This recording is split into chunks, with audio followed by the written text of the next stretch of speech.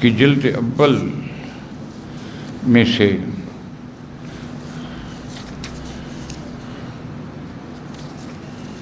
مکتوب نمبر 33 کی تشریح کی جائے گی۔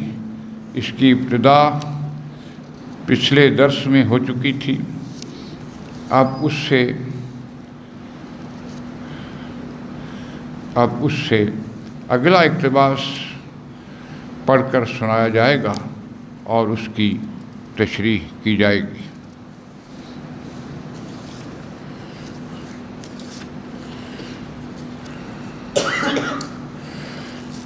اقتباس فارسی میں ہے، جیسا کہ ہم ہر مرتبہ بتاتے ہیں، پھر اس کا اردو ترجمہ اور تشریح کی جائے گی۔ فارسی متن کے مبارک الفاظ اس طرح سے ہیں: آرے علماء کہ از دنیا بے رغبت اند و از حب جاہ و ریاست و مال و رفعت آزاد از علماء آخرت اند و ورثہ انبیاء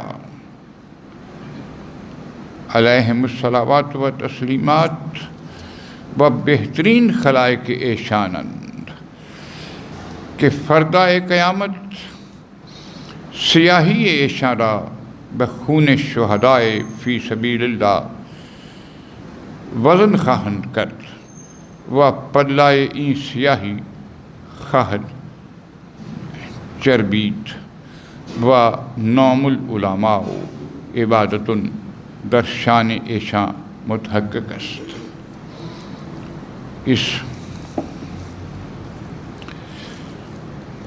ان الفاظ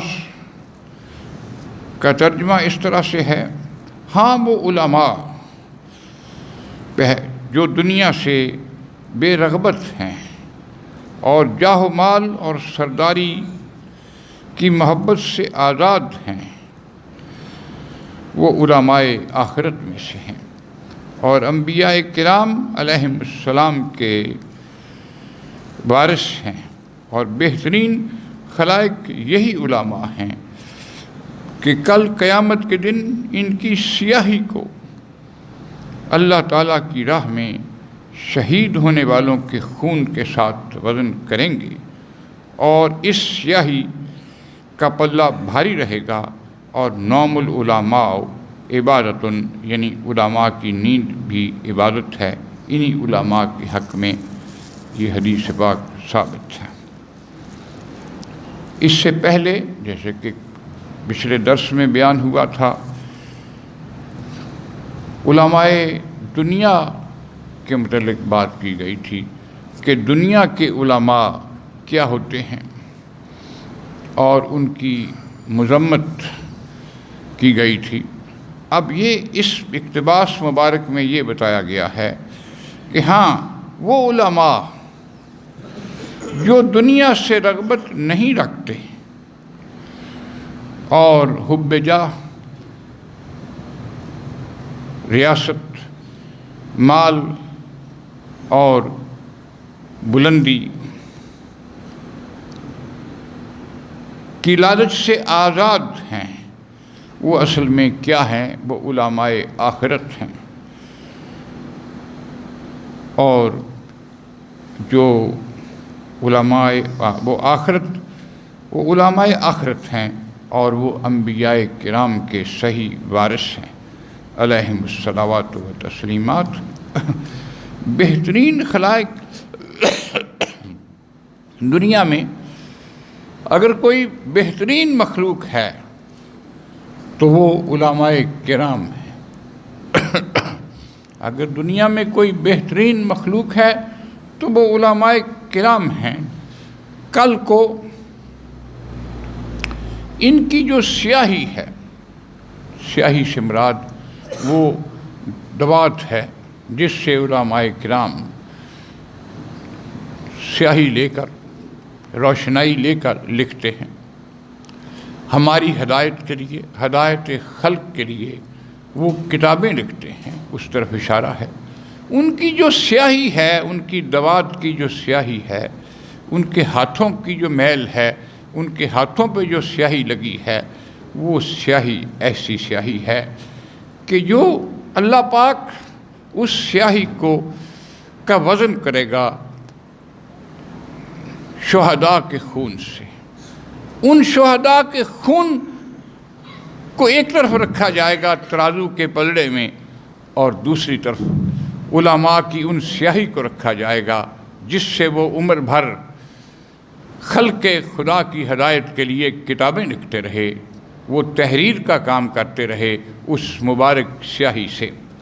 اس کو ایک طرف رکھا جائے گا، اور فی سبیل اللہ شہید ہونے والوں کے خون کو ایک پلڑے میں رکھا جائے گا، تو علماء کی سیاہی کا پلڑا بھاری ہوگا اور فی سبیل اللہ شہید ہونے والوں کا پلڑا ہلکا ہوگا۔ یہ یہاں حضرت امام ربانی نے اس سے مقابلہ کرتے ہوئے علماء حق کی اہمیت بتائی۔ ان کا پلڑا بھاری ہوگا۔ وَنَوْمُ الْعُلَمَاءِ عِبَادَةٌ در شان عشاء متحقق است۔ اور یہ مقولہ، یہ حدیث پاک کا یہ مبارک جملہ کہ علماء کی نیند بھی عبادت کی مانند ہے۔ اگر علماء تصنیف و تالیف سے اور وعظ سے تھک جاتے ہیں اور تھک کر وہ سو جاتے ہیں تو ان کی نیند بھی عبادت کے زمرے میں داخل کر دی گئی ہے۔ اللہ پاک کی رحمت ہے کہ اللہ پاک نے اتنا نوازا ہمیں۔ علم کی فضیلت کے بارے میں اللہ پاک نے بہت کچھ فرمایا، حدیثوں میں بہت کچھ آیا، اتنا کچھ بیان ہے کہ آپ نے یہ بھی فرمایا کہ علم حاصل کرو، خواہ چین تک جانا پڑے، کہ اس وقت حرمین سے چین تک جانا دشوار تھا، مشکل تھا، تو یہ مثال مبارک اس وقت دی گئی کہ اتنا علم حاصل کرنے کے لیے اتنی کوشش کریں سب لوگ کہ انہیں چین تک بھی جانا پڑے تو وہ پریشان نہ ہوں۔ یعنی اس وقت چین عقلی علوم کا ایک بڑا مرکز تھا، یونان ایک بہت بڑا مرکز تھا عقلی علوم کا، اور اس کے ساتھ دینی علوم کے بھی یہ مراکز ہوتے تھے۔ پھر نبی کریم صلی اللہ علیہ وسلم کے ظہور کے بعد مدینہ منورہ آپ کے قیام کے بعد اسلامی علوم کا مرکز بنا، وہی دینی اور عقلی علوم کا بھی مرکز بنا مدینہ منورہ۔ تو اس کی فضیلت میں، علمی مرکز کی فضیلت میں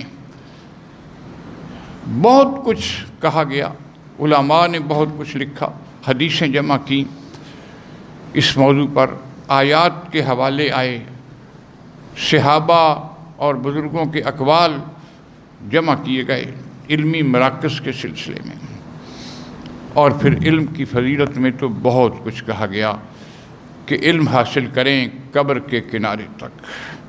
آپ کو معلوم ہو جائے، اندازہ ہو جائے کہ اب موت بالکل سامنے کھڑی ہے میرے، میں جانے والا ہوں دنیا سے، پھر بھی علم حاصل کرنے کے جذبے سے اپنے آپ کو علیحدہ نہ کریں، علم حاصل کرنے کے جذبے سے اپنے آپ کو علیحدہ نہ کریں، علم جو ہے وہ جاری رکھیں۔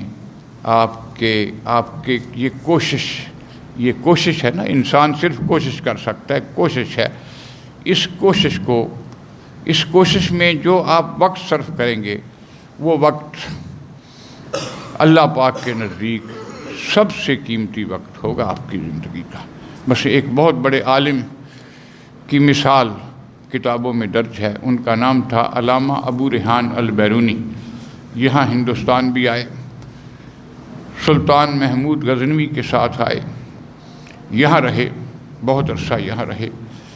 ان کے آنے کا مقصد ایک تھا یہاں کہ وہ ہندوؤں کے علوم جو ہیں یہاں ہندوستان میں وہ سیکھیں۔ ہندوؤں نے اپنے علوم تحریری صورت میں بہت کم لکھے تھے، بہت کم تحریرات اپنے علوم کی، اپنے مذہب کی چھوڑی تھی، وہ ان کے سینوں میں ہی دفن تھا۔ اس میں سے نکالنا یہ ایک بڑا کام تھا۔ تو علامہ ابو ریحان البیرونی محمود غزنوی نے جب 17 بار حملہ کیا ہندوستان پر، تو ایک حملے کے دوران محمود غزنوی کے ساتھ وہ علامہ ابو ریحان البیرونی آئے یہاں جہلم کے قریب، ان کی ایک آبزرویٹری بھی کہتے ہیں کہ کھڑی ہے اس زمانے کی۔ تو یہ سلسلہ ایسا ہے، انہیں ایک جوانی کے زمانے میں انہیں ایک مشکل درپیش تھی علمی۔ انہوں نے ایک عالم سے وہ بات پوچھی جا کر کہ جی مجھے یہ ایک مشکل درپیش آ رہی ہے، اس کا حل بتائیے۔ تو اس عالم نے جواب دیا کہ نہیں برخوردار، تم ابھی اس قابل نہیں ہو، جب تم اس قابل ہوگے تو میں اس کا حل تمہیں خود بتا دوں گا۔ اب وقت ان کا ابو ریحان البیرونی صاحب کا وقت جو تھا وہ آخرت کا وقت آ گیا، آخرت کہا آخر وقت آ گیا، ان کا فوت ہونے کا وقت، انہیں معلوم ہوا کہ اب میں نہیں بچ سکوں گا۔ تو انہوں نے اپنے ساتھیوں سے کہا مجھے سہارا دے کر کھڑا کریں۔ انہیں سہارا دے کر کھڑا کیا گیا، کہا مجھے فلاں عالم کے پاس لے چلیں۔ انہیں حیرت ہوئی کہ جی آپ کی حالت تو جسمانی بہت خراب ہے، آپ وہاں جا کر کیا کریں گے؟ انہوں نے کہا نہیں مجھے لے چلیں۔ سہارے کے ساتھ علامہ ابو ریحان البیرونی ان کے پاس گئے، ان سے جا کر پوچھا کہ جی اتنے سال پہلے جوانی کے زمانے میں نے آپ سے ایک بات پوچھی تھی جو مجھ سے حل نہیں ہو رہی تھی، اور آپ نے کہا تھا کہ تم ابھی اس قابل نہیں ہو، کیا اب میں اس قابل ہوں؟ اب میں اگر اس قابل ہوں تو مجھے اس کا حل بتا دیں۔ اس عالم نے کہا ہاں بیٹھ جائیے، میں تمہیں اس کا حل بتاتا ہوں۔ انہوں نے اس کا حل بتایا تو وہ بہت خوش ہوئے کہ اللہ پاک تیرا شکر ہے کہ مرتے وقت مجھے اس مسئلے کا حل مل گیا جس کے حل کے لیے میں برسوں سے منتظر تھا۔ یعنی حکم ہے قبر کے کنارے تک علم حاصل کرو، کوشش کرو، کوشش سے کبھی پیچھے نہ ہٹو۔ اور پھر یہاں فرما دیا کہ ہاں، اس طرف اشارہ کر دیا کہ علماء کی سیاہی، ہاتھوں کی سیاہی ہاتھوں میں لگ جاتی ہے، ان کی دوات ہے، اس دوات سے وہ لے کر روشنائی وہ لکھتے ہیں، کتابیں لکھتے ہیں۔ ان کی لکھی ہوئی کتابیں ہزاروں نہیں لاکھوں کی تعداد میں ہیں، جن کی گنتی آج مشکل ہے اس زمانے میں کہ اس ایج آف انفارمیشن میں علماء کی لکھی ہوئی کتابوں کی تعداد شمار کرنا دشوار ہے، اتنی زیادہ دریافت ہو چکی ہیں۔ وہ دنیا میں آج رہنمائی کا ذریعہ ہیں۔ تو حضرت مجدد فرماتے ہیں ان علماء نے جنہوں نے خلق خدا کی ہدایت کے لیے تصنیف و تالیف کا کام کیا، کتابیں لکھیں، جس سیاہی سے اللہ پاک قیامت کے روز اس سیاہی کا وزن کرے گا، کس کے ساتھ؟ جو اس کی یعنی خدا کی راہ میں شہید ہونے والوں کا خون ایک طرف رکھا جائے گا، اور علماء کی تصنیف و تالیف میں استعمال ہونے والی سیاہی کو ایک طرف رکھا جائے گا۔ تو آپ فرماتے ہیں کہ اس سیاہی کا وزن بڑھ جائے گا اور اس خون شہداء کا وزن کم ہو جائے گا۔ پھر اس حدیث پاک کی طرف بھی اشارہ کر دیا کہ اگر ایک عالم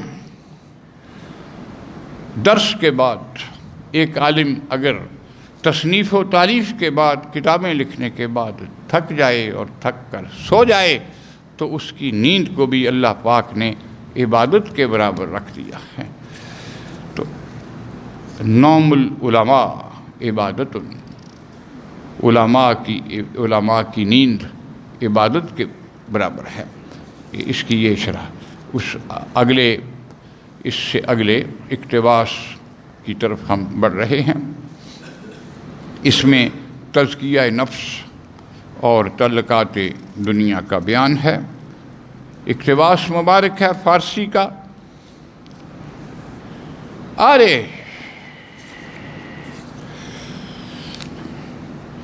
جمع از مشائخ، آرے جمع از مشایخ کہ از خود و بایست خود با تمام برآمدان بواسطہ باز نیات حقانیہ اختیار صورت اہل دنیا نموداند و بظاہر راغب می نمایند فی الحقیقت ہیچ تعلق ندارند واز ہمہ فارغ و آزادند۔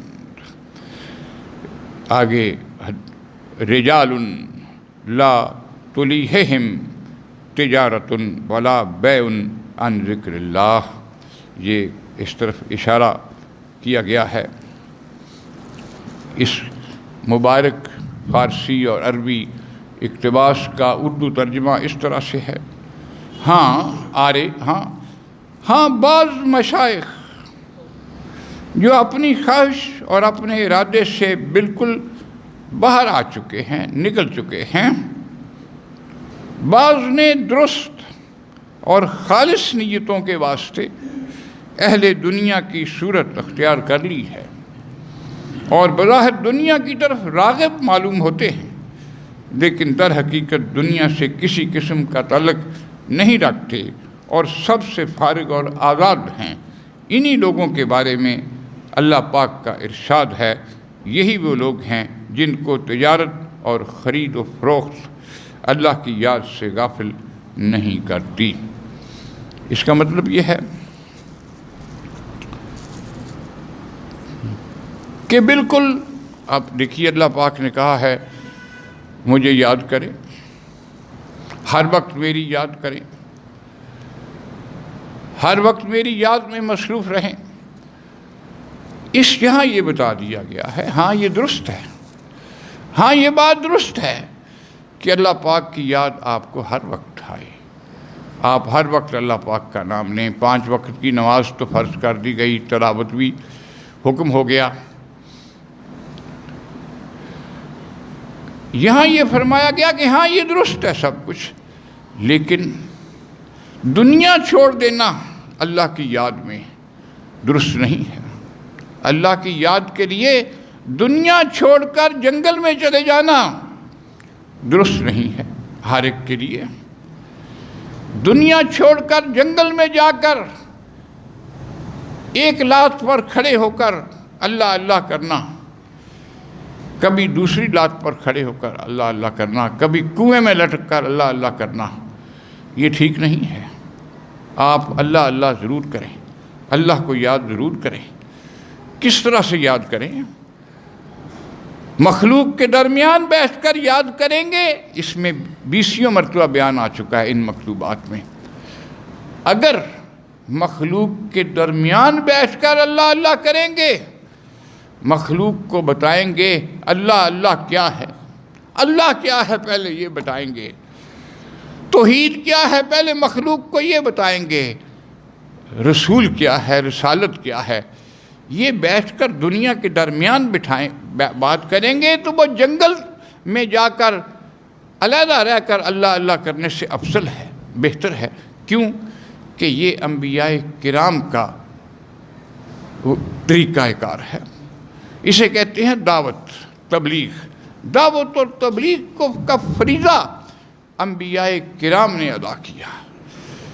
اب جتنے مسلمان بھی تبلیغ کریں گے تو وہ کیا کریں گے؟ انبیاء کی سنت پر عمل کریں گے۔ حضرت مجدد فرماتے ہیں کہ میں چاہوں تو دنیا چھوڑ کر کہیں چلا جاؤں، لیکن میں ایسا نہیں کرتا۔ میں انبیاء کرام کی سنت کا ثواب لینے کے لیے عوام کے درمیان بیٹھتا ہوں۔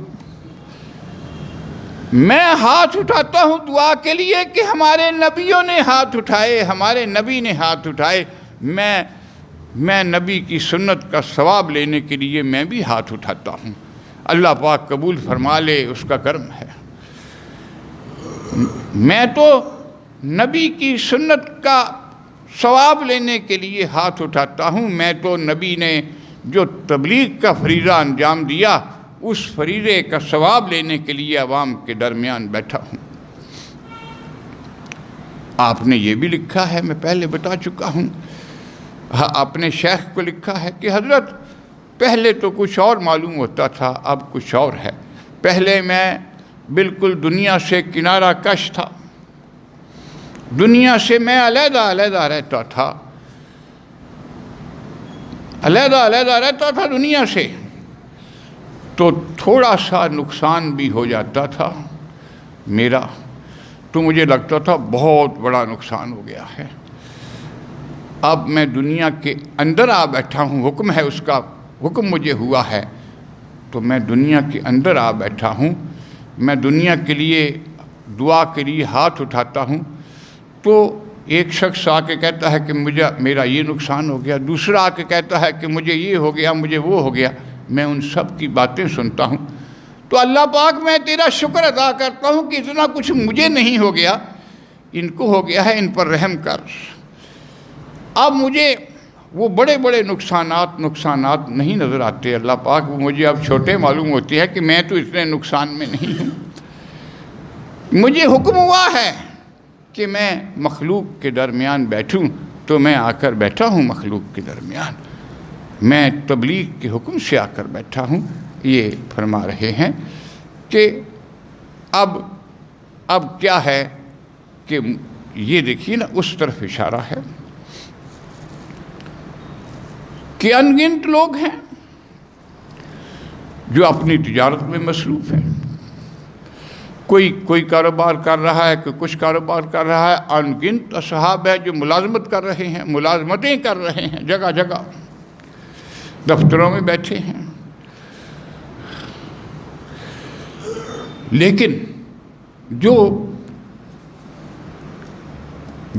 جنہوں نے اپنے آپ کو آزاد کر لیا ہے وہ ہزار ملازمتوں کے میں گرفتار ہوں، ہزار ملازمتوں میں گرفتار ہوں، پابند ہوں، وہ اس پابندی کو اپنے اوپر اس طرح مسلط نہیں کریں گے، اس طرح مسلط نہیں کریں گے کہ یاد خداوندی سے الگ ہو جائیں۔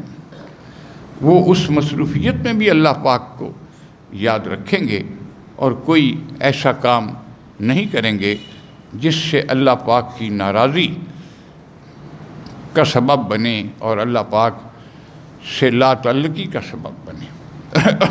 دنیا میں خود کو اتنا نہیں ڈالیں گے جتنا کہ دنیا میں ڈال دیا جاتا ہے۔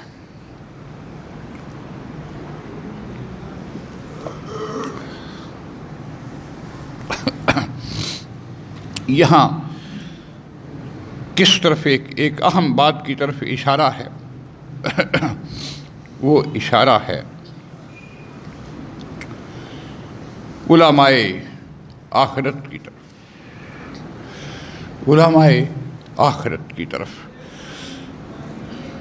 وہ لوگ وہ علماء جنہوں نے حب ریاست سے اپنے آپ کو آزاد کر لیا ہے، وہ اصل میں علماء آخرت ہیں، اور وہی علماء جو ہیں وہ انبیاء کرام کے وارث ہیں۔ یہ کیسے وارث ہو گئے؟ انبیاء کی تو کوئی وراثت ہی نہیں ہوتی ہے، اسی لیے انبیاء کرام نے زکوٰۃ نہیں دی۔ وراثت پر زکوٰۃ ہوتی ہے، مال پر زکوٰۃ ہوتی ہے، نبیوں نے تو کوئی وراثت نہیں چھوڑی ہے۔ تو یہ فرمایا گیا کہ ہاں، اگر انبیاء کرام کی کوئی وراثت ہوتی ہے تو وہ ان کی تعلیمات ہوتی ہیں۔ انبیاء کرام نے جو اللہ پاک کی تعلیمات مخلوق کے درمیان چھوڑی ہیں وہ انبیاء کی وراثت ہیں۔ وہ کیا ہیں؟ وہ انبیاء نے وہ وراثت چھوڑی ہے، وہ قرآن پاک چھوڑا ہے، اس کی تعلیمات چھوڑی ہیں، اس کی تشریحات چھوڑی ہیں، اس کے بعد حدیث پاک کو جمع کیا گیا ہے۔ یہ وراثت ہے ہمارے انبیاء کی۔ اس وراثت میں کون شریک ہے؟ علماء حق، علماء آخرت، یہ وارث ہیں انبیاء کے۔ یہ دیکھیے، یہ کہا گیا ہے وہ علماء جو حب جاہ سے جنہوں نے آزاد کر لیا ہے اپنے آپ کو، وہ علماء آخرت ہیں، اور وہی اصل میں انبیاء کرام کے وارث ہیں، وہی انبیاء کرام کے وارث ہیں، اولاد وارث نہیں ہے انبیاء کی۔ انبیاء کے وارث کون ہیں؟ علماء، جنہوں نے چھوڑا، جنہوں نے نبی کی اس وراثت کو اپنا لیا، نبی کے پیغام کو دنیا کے کونے کونے تک پہنچانے کا فریضہ اپنا لیا۔ یہ وراثت ہے اس پر عمل کرنے کی۔ اور اس کے بعد اہم ترین بات یہ کہہ دی گئی، یہ آیت پاک کی طرف اشارہ کر دیا گیا کہ اگرچہ کچھ لوگ ہمیں تجارت میں نظر آتے ہیں مصروف، پوری طرح مصروف نظر آتے ہیں، خرید و فروخت میں مصروف نظر آتے ہیں، ملازمت میں مصروف نظر آتے ہیں، لیکن حقیقت میں انہوں نے اپنے آپ کو اس میں ایسا مصروف نہیں کیا کہ وہ اللہ پاک کی یاد سے الگ ہو جائیں۔ اللہ پاک کی یاد کیا چیز ہے کہ ان کی نظر آخرت پر رہے، ان کی نظر یوم الحساب پر رہے، ان کی نظر جو ہے وہ انبیاء کے پیغام پر رہے، ان کی نظر شریعت مطہرہ اور اس کی تبلیغ پر رہے۔ یہ تو اس کے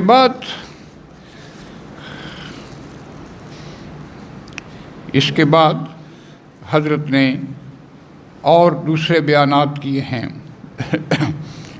اور یہ بتایا ہے، علماء کی دو بڑی قسمیں بتائی ہیں۔ ایک علماء دنیا، جسے علماء سو آپ بار بار کہتے ہیں، برے علماء، اس کی مثالیں پچھلے درس میں بیان کی جا چکی ہیں کہ کس طرح سے علماء گرفتار ہوئے دنیا میں، دنیا کے مال میں اور مرتبہ اور مقام حاصل کرنے کی خواہش میں۔ علماء نے مرتبہ اور مقام حاصل کرنے کے لیے، بادشاہ سے دولت حاصل کرنے کے لیے دین چھوڑ دیا۔ صرف چھوڑ نہیں دیا بلکہ ریاست کا دین اختیار کر لیا۔ ریاست کا حضرت مجدد کے زمانے میں کیا دین تھا؟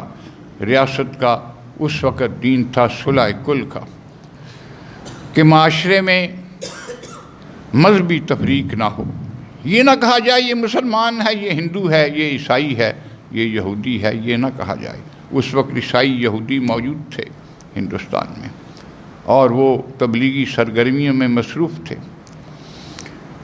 گرجے وہ بنا رہے تھے، عیسائی بھی یہودی بھی۔ خود اکبر بادشاہ نے گرجے کا افتتاح کیا تھا اور گرجے میں داخل ہوا تھا جوتے اتار کر باہر، اس کے احترام میں۔ خود سکھوں کے گردوارے ایک میں گیا تھا اور وہاں سے اس نے ایک مقدس رسی لے کر اپنے بدن پر باندھی تھی۔ یہ ساری مثالیں موجود ہیں۔ یہ سب کچھ کیسے ہوا تھا؟ یہ علماء سو کی وجہ سے ہوا تھا۔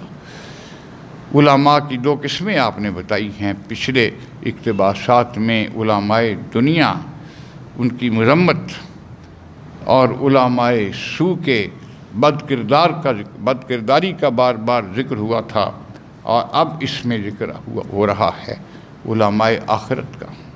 مثلا اکبر بادشاہ کے فوت ہونے کے بعد اس کا بیٹا جہانگیر تخت نشین ہوا تو اس کے دل میں اسلام کا کچھ درد تھا، اسلام کا کچھ درد تھا جہانگیر کے دل میں، لیکن وہ درد اندر دبا ہوا تھا اس کے دل اور دماغ میں۔ وہ درد نکل نہیں، ابھی باہر ابھر کر عملی طور پر نہیں آیا تھا، وہ نہیں آیا تھا۔ لیکن حضرت مجدد الفسانی چاہتے تھے کہ وہ جو دبا ہوا درد ہے اسلام کے حق میں وہ باہر آئے عملی طور پر، اور جو ہندوستان کی مسلم معاشرت کے ساتھ اور مسلمانوں کے ساتھ زیادتیاں ہو چکی ہیں ان کا ازالہ ہو سکے۔ اس کوشش میں آپ رہے، اس کوشش میں آپ رہے، یہاں تک کہ حضرت مجدد الفسانی کو بادشاہ کو سجدہ نہ کرنے کے جرم میں گرفتار کیا گیا۔ جہانگیر بادشاہ نے اکسایا، جو ارد گرد بیٹھے ہوئے تھے انہوں نے اکسایا کہ بادشاہ سلامت، اس پٹھان نے تو تمہیں سجدہ ہی نہیں کیا۔ حضرت مجدد الفسانی کے والد گرامی کابل سے سرہند آئے تھے، نسلاً فاروقی سید تھے، آ کر افغانستان میں آباد ہو گئے تھے، پٹھان گنے جاتے تھے کہ اس پٹھان نے تو آپ کو سجدہ ہی نہیں کیا۔ دربار کا رواج ہے کہ جو دربار میں آئے وہ زمین بوس ہو، سجدہ کرے حضور کو، بادشاہ کو۔ یہ جو ارد گرد امراء کھڑے تھے، علماء کھڑے تھے، علماء دنیا جن کی پیچھے مذمت ہوئی، انہوں نے کہا، بادشاہ نے کہا ٹھیک ہے، اس نے سجدہ نہیں کیا، اس کو پکڑ لو۔ گرفتار کر کے گوالیار کے قلعے میں بھیج دیا۔ رہائی ہوئی تو پھر بھی خوف پوری طرح مسلط تھا اوپر بادشاہ کے کہ اس کے تو فوج میں ان گنت مرید ہے، اور نصف فوج تو اس پٹھان کی مرید ہے، یہ تو اشارہ کرے تو مجھ جیسے کئی تاج و تخت چلتے بنے دنیا سے وہ ختم ہو جائیں، فنا ہو جائیں، وہ ختم ہو جائیں، مجھے تاج و تخت، اس کو تو قابو میں رکھنا چاہیے۔ دبے لفظوں میں بادشاہ نے فرمایا کہ اگر آپ میرے ساتھ لشکر میں رہیں تو یہ بڑا اچھا ہوگا۔ اصل تو خوف تھا کہ کہیں یہ چلا گیا اور اس کے گرد بڑے بڑے امراء جمع ہو گئے اور اس نے اشارہ کر دیا میری سلطنت ختم کر دو، تو تھوڑی دیر بھی نہیں میری سلطنت رہے گی۔ ساتھ رکھنے کا، اس خوف سے ساتھ رکھا، ساتھ رکھا تو وہ دربار، اکبر بادشاہ کا وہ دربار جہاں اللہ رسول کا نام نہیں لیا جا سکتا تھا، جرم قرار دے دیا گیا تھا، کسی کے نام کا جز اس میں پاک محمد ہوتا تھا تو اکبر بادشاہ نفرت سے منہ بھی پھیر لیتا تھا، اکبر بادشاہ نفرت سے منہ پھیر لیتا تھا۔ لوگوں نے دربار میں آنے والے کو جرت نہیں ہوتی تھی کہ وہ اپنا نام محمد مراد بتا سکے، وہ مراد بتاتا تھا۔ مصنفوں نے اپنی کتابوں سے نعت خارج کر دی تھی، نعت لکھنا، کہ بادشاہ نعت، نبی کا نام پسند نہیں کرتا، نعت کہاں پسند کرے گا، یہ سب نکال دیا گیا۔ اس کے بیٹے کے دربار میں حضرت مجدد الفسانی نے خود ان خطوط میں لکھا ہے جن کا ہم درس دے رہے ہیں، آگے وہ خطوط آ رہے ہیں۔ آپ نے لکھا ہے کہ میں روزانہ بادشاہ کے سامنے قرآن پاک کا درس دے رہا ہوں۔ اس دربار میں جہاں قرآن کا نام لینا، آیت پڑھنا جرم قرار دے دیا گیا تھا، حضرت مجدد نے لشکر میں رہنے کی پابندی سے فائدہ اٹھاتے ہوئے بادشاہ سے ملاقات کرنا شروع کر دی اور روزانہ قرآن پاک کا درس دینا شروع کر دیا۔ ایک مکتوب میں بتایا ہے کہ میرا درس فلاں سورہ پاک تک پہنچ گیا ہے۔ ایک میں لکھا ہے کہ میں نے آج بادشاہ کے سامنے ہندوؤں کے عقیدہ تناسخ کا رد کیا ہے، کہ جہاں تناسخ کا رد ممکن نہیں تھا، بادشاہ خود تناسخ کا قائل تھا۔ تناسخ ہوتا ہے ایک شخص مر جائے تو اس کی روح خود بخود کسی دوسرے میں منتقل ہو جاتی ہے، اسے تناسخ کا عمل کہا جاتا ہے۔ اس کا اسلام قائل نہیں ہے، تو حضرت مجدد نے تحریر کیا ہے کہ میں نے بادشاہ کے سامنے، اچھا یہ سب کچھ ہو گیا معاملات، بادشاہ کا دل نرم ہو گیا، بادشاہ کے دل میں اسلام اور اس کی حقانیت کا نقش دن بدن گہرا ہوتا چلا گیا، گہرا ہوتا چلا گیا جہانگیر کے دل میں، جو حضرت مجدد چاہتے تھے۔ بہت سی مثالیں ہیں ان مکاتیب میں جو آگے آ رہے ہیں، ایک امیر کو لکھا ہے، منصبدار کو، جسے قرب حاصل تھا بادشاہ کا. اس نے کہا تم بادشاہ کے پاس جا رہے ہو؟ سنو. امیر سے کہا تم بادشاہ کے پاس جا رہے ہو؟ سنو، بادشاہ تمہاری بات سنتا ہے. اگر تم اس میں دین کی بات شامل کر دو، بادشاہ کے سامنے کوئی دین کی بات بھی بیان کرو، تو تمہارا بادشاہ کے پاس جانا جہاد سے کم نہیں ہوگا، بہت بڑا جہاد ہوگا.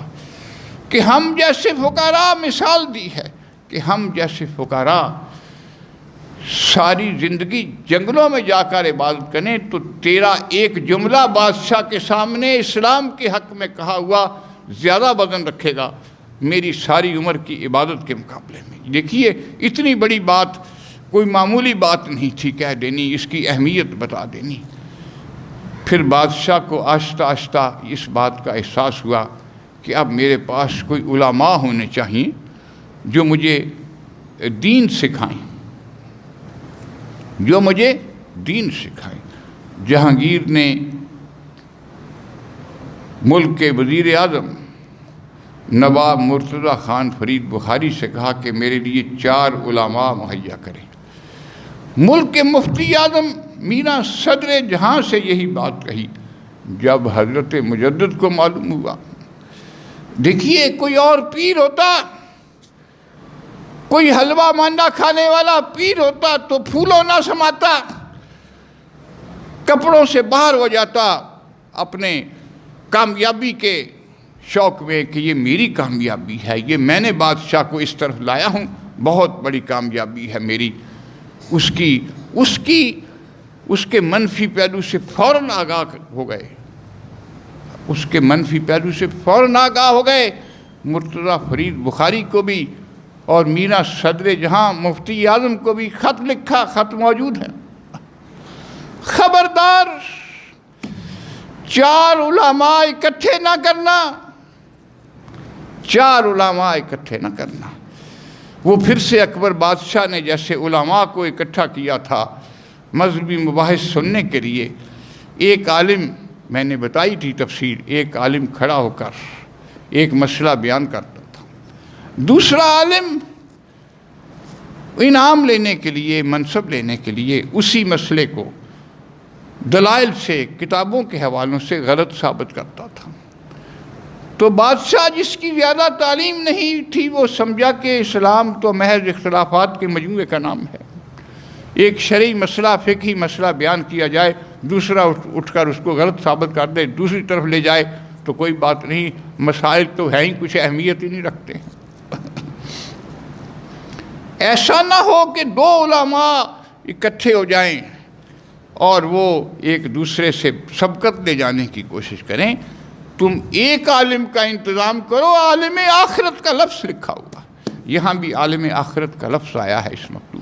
تم ایک عالم کا انتظام کرو جس کے دل میں دنیا کی حب نہ ہو، جس کے دل میں دنیا کی چاہت نہ ہو، منصب کی چاہت نہ ہو، کوئی اور جائیداد کی لینے کی خواہش نہ ہو. اس کے دل میں ایک ہی خواہش ہو آخرت کی کہ میں آخرت میں بخشا جاؤں گا، میری بخشش آخرت میں ہوگی. آخرت کا خوف رکھنے والے کسی عالم کا انتخاب کرو، اسی کو بھیجو بادشاہ کے پاس جو اس کو مسائل بیان کریں. یہاں تک نوبت پہنچی کہ بادشاہ نے کہا، حضرت مجدد کو اجازت مل گئی گھر جانے کی. آپ گھر سرہند تشریف لے گئے. بادشاہ نے کہا کہ اب آپ گھر جائیں. لشکر میں بیمار تھے، ضعیف تھے، آپ گھر چلے گئے، بیمار تھے. تو جہانگیر بادشاہ نے تھانیسر کے قریب ہندوؤں کی ایک بہت بڑی بستی ہے، بہت بڑا ہندوؤں کا تیرتھ ہے، وہ بت خانہ ان کا سب سے بڑا بت خانہ وہاں اس علاقے میں ہے. بادشاہ نے کہا میں وہ فتح کرتا ہوں. آپ نے پیغام بھیجا حضرت مجدد کو کہ میں وہ علاقہ فتح کرنے جا رہا ہوں. اس سے پہلے کسی مسلمان بادشاہ نے وہ علاقہ فتح نہیں کیا. وہاں کوئی مسجد نہیں تھی، خالصتاً ہندوؤں کا علاقہ تھا، خالصتاً ہندوؤں کا علاقہ تھا، وہاں کوئی اللہ کا نام نہیں لے سکتا۔ جہانگیر بادشاہ نے کہا میں وہاں مسجد بنواؤں گا، میں وہاں کا بت خانہ اپنے ہاتھوں سے توڑوں گا، میں وہاں گائے ذبح کرواؤں گا، گائے ذبح کرواؤں گا۔ ہندوؤں کے ہاں گائے مقدس ہے نا، اسے ذبح نہیں کیا جا سکتا۔ آج بھی آپ نے خبریں سنی ہوں گی کہ کہیں کسی مسلمان نے گائے کا گوشت کھا لیا ہے تو اس مسلمان کو ذبح کر دیا گیا اٹھ کر ہندوؤں نے۔ بہت سی خبریں آپ کو اخبارات میں میڈیا کے ذریعے معلوم ہوئی ہوں گی، آج بھی یہی صورت ہے۔ میں وہاں گائے ذبح کراؤں گا، مسجد بناؤں گا، اذان ڈلواؤں گا، اگر آپ وہاں آئیں۔ حضرت مجدد بہت بیمار تھے، اس کے باوجود آپ وہاں گئے، وہاں گئے ہیں۔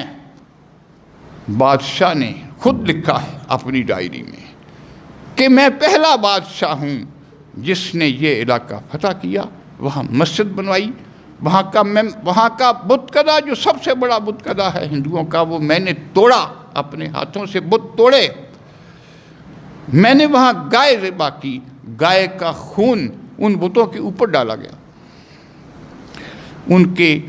ان کی حوصلہ شکنی کے لیے ہندوؤں کی، یہ سب کچھ وہاں کیا گیا۔ اور حضرت مجدد وہاں تشریف لے گئے۔ میں اس کی تفصیلات بیان کر چکا ہوں، اس لیے میں دوبارہ سب کچھ نہیں دہرا رہا۔ یہ بادشاہ کے دل کی حالت کی تبدیلی کیسے ہوئی؟ یہ حضرت مجدد کے وہاں لشکر میں پابند رہنے کی وجہ سے ہوئی۔ وہ دربار جہاں سے قرآن مجید کی عظمت ختم ہو چکی تھی، اس دربار میں ہندوؤں کی کتاب مہابھارت کا سنسکرت سے فارسی میں ترجمہ دربار میں کروایا گیا۔ اکبر بادشاہ نے اپنی نگرانی میں ترجمہ کروایا علماء کو بٹھا کر فارسی میں۔ جب ترجمہ مکمل ہو گیا تو کہا اسے مصور کریں، اسے تصویروں سے مزین کریں۔ تصویروں سے مزین ہو کر جب نسخہ آ گیا مہابھارت کا تو اسے دربار میں میز پر سجا دیا گیا۔ مسلمان بادشاہ اکبر نے کہا بڑے بڑے امراء سے کہ آئیں، مہابھارت پر ہاتھ رکھ کر برکت حاصل کریں۔ ہندوؤں کی مقدس کتاب مہابھارت پر ہاتھ رکھ کر برکت حاصل کریں۔ کیا مقصد تھا؟ کہ درمیان سے قرآن کا تصور عملی طور پر ختم کر دیا جائے اور ہندوؤں کی کتاب جو ہے مہابھارت، اس کی عظمت واضح کر دی جائے اور یہ بتایا جائے کہ بادشاہ جو ہے وہ صرف قرآن نہیں کرتا، وہ ہندوؤں کا بھی اسی طرح احترام کرتا ہے جس طرح اسلام کا احترام کرتا ہے، حالانکہ کوئی اسلام کا احترام وہاں باقی نہیں رہا تھا۔ میں نے بتایا تھا کہ نبوت کی پریکٹیکل ویلیو ختم کر دی گئی تھی معاشرے سے، فقہ کا مذاق اڑایا جاتا تھا۔ فقہ کیا ہے؟ اسلامی شریعت، اللہ پاک کی نازل کی ہوئی شریعت، اس کا اکبر بادشاہ مذاق اڑاتے ہوئے کہتا تھا، کوئی عالم مسئلہ بیان کرتا تھا فقہی تھی، کہتا تھا کہ اچھا کیش احمدی میں یہ لکھا ہے۔ وہ طنز کے ساتھ شریعت اسلامیہ کو کیش احمدی کہتا تھا کہ یہ احمد نام کے کسی شخص کی بنایا ہوا قانون ہے جسے تم لے آئے ہو، یہ کوئی اللہ کا قانون ہے۔ یہ وہ کہتا تھا، اس قسم کی باتیں، گویا شریعت کی، فقہ کی، اسلامی قانون کی پریکٹیکل ویلیو کو خود قصداً ختم کر دیا گیا۔ یہ بتایا گیا یہاں۔ پہلے علماء دنیا کی مذمت اس میں بیان کی گئی اس خط میں، اور دوسرے حصے میں علماء آخرت کا بیان ہوا کہ علماء آخرت کیا ہیں، ان کی تصنیف و تالیف کے عمل میں استعمال ہونے والی سیاہی کا وزن کیا جائے گا۔ قیامت کے دن اللہ پاک وزن کرے گا تو اس سیاہی کا وزن فی سبیل اللہ شہید ہونے والوں کے خون پر بھاری ہوگا۔ یہ بیان کر دیا گیا اس میں سب کچھ، تمام تر تفصیلات اس میں بیان اسی لیے کر دی گئیں کہ علماء حق کی اہمیت، علم کی اہمیت، علماء حق کی اہمیت بیان ہو۔ ایک بات بڑی اہم، ایک کہہ دی، ساری باتیں بہت اہم ہیں، ایک ایک نقطہ ایسا ہے کہ میں جاہل آدمی بیان کرنے کی قابلیت نہیں رکھتا۔ ایک بہت اہم جملہ پیچھے مجھ سے رہ گیا ہے، وہ یہ کہا گیا کہ بہترین خلائق کے شانند، کہ اس کائنات کی بہترین مخلوق کون ہے؟ علماء ہیں۔ اس بہترین مخلوق اس کائنات کی کون ہے؟ علماء حق ہیں۔ وہی اس امت کو نجات دلائیں گے، انہی کی وجہ سے، انہی کی تحریرات، وہی سیاہی جس کا ذکر ہوا ہے، انہی اس سیاہی سے لکھی گئی کتابوں کی وجہ سے اس امت کی نجات ہوگی، اور انہی علماء کے اعمال بد سے اس قوم کی کشتی ڈوبے گی۔ چنانچہ پہلے اس کشتی کو ڈبونے کی پوری کوشش کی گئی۔ سب سے بڑے عالم ملا مبارک ناگوری نے اپنے باپ کی موجودگی میں اس وقت کے مفتی اعظم صدر الصدور ملا عبداللہ سلطان پوری کی عدالت میں کھڑے ہو کر کہا تھا، ملا مبارک ناگوری کے بیٹے فیضی نے، جب انہوں نے ملا مبارک ناگوری کو جاگیر جائیداد دینے سے انکار کر دیا تھا، تو فیضی نے کھڑے ہو کے کہا تھا کہ میں اپنی اصل سے نہیں ہوں، میں تم سے ایسا بدلہ لوں گا جس کی گونج سارے ہندوستان میں سنائی دے گی۔ چنانچہ انہوں نے بدلہ لیا، انہوں نے اکبر بادشاہ کو راہ راست سے ہٹایا، دین کے ایک ایک حکم کی خلاف ورزی بادشاہ سے کروائی، بادشاہ کو ایک فتوے کے ذریعے، علماء کے دستخطوں سے فتوے کے ذریعے بادشاہ کو مجتہدین مطلق سے بڑا درجہ دے دیا گیا کہ آئندہ کوئی فقہی اختلاف ہوگا تو اس کا آخری فیصلہ بادشاہ سلامت کریں گے، علماء نہیں کریں گے، کہ علماء اختلاف کا شکار ہیں اور بادشاہ سلطان عادل ہے، اور سلطان عادل کا درجہ مجتہد مطلق سے بڑھ کر ہے۔ یہ اس فتوے میں لکھ دیا گیا اور علماء نے اس پر دستخط کر دیے۔ وہ علماء جو بہترین مخلوق ہیں، جن کی وجہ سے اس مخلوق کی نجات ہوگی، اور وہ علماء جن کے جو کردار کے بد ہیں، جو حب جا کے طالب ہیں، ان کی وجہ سے اس مخلوق کی جو کشتی ہے وہ ڈوب جائے گی، کشتی ڈوب جائے گی۔ کشتی نوح کا بھی ذکر قرآن شریف میں ہے، بار بار ہے، اس لیے کشتی کی طرف اشارہ کیا گیا۔ ان کی کشتی تو تر گئی جو حضرت نوح علیہ السلام کے ساتھ تھے، جو ساتھ نہیں تھے وہ ڈوب گئے سب۔ تو علماء ہی بہترین مخلوق ہیں، وہی نجات کا ذریعہ ہیں مخلوق کا، اور وہی مخلوق کو ڈبونے والے ہیں، مخلوق کو کار ظلمات میں ڈبونے والے ہیں۔ چنانچہ یہ علماء کی بد کرداری تھی کہ اکبر بادشاہ اسلام سے برگشتہ ہوا، اپنا کلمہ جاری کیا۔ میں کلمہ پڑھ کے سنا چکا ہوں، نعوذ باللہ اکبر نے جو جاری کیا تھا اس کا مطلب مفہوم بھی سمجھا چکا ہوں کئی بار، یہاں ان کو دہرانے کی ضرورت نہیں ہمیں۔ اللہ پاک ہم سب کو راہ راست پر رکھے، آمین۔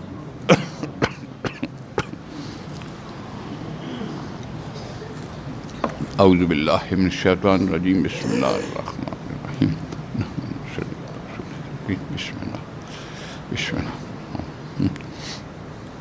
اللہ پاک ہم سب پر رحم کرم اور فضل فرما، اللہ پاک ہمارے ملک پر رحم کرم اور فضل فرما، ہمارے ملک میں معاشرتی امن ہو اور ہم اس میں اپنے تمام کاروبار امن اور سکون کے ساتھ کر سکیں، کہ کاروبار ہی، مضبوط معیشت ہی صحیح عبادت کا ذریعہ ہے۔ یہ ہمارے بزرگوں نے بار بار کہا ہے کہ مضبوط معیشت کے بغیر عبادت بھی قبول نہیں ہوتی، مضبوط معیشت پہلے لازم ہے۔ وہ مضبوط معیشت معاشرتی امن کے بغیر ممکن نہیں۔ اللہ پاک ہمیں معاشرتی امن نصیب ہو،